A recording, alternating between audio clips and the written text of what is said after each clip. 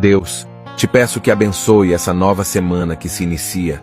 Toma a frente de tudo, Senhor. Vai abrindo as portas fechadas, cuida da minha família e nos livra de todo mal. Que a tua luz ilumine cada passo que darei nos próximos dias, guiando-me por caminhos de paz, amor e prosperidade. E nas adversidades que possam surgir, que a minha confiança em ti seja inabalável. Que a minha fé seja a âncora que me mantém firme em meio às tempestades, lembrando-me de que contigo posso vencer qualquer desafio.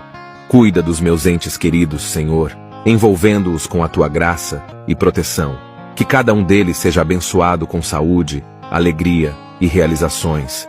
Nesta semana, entrego meus sonhos e preocupações em tuas mãos.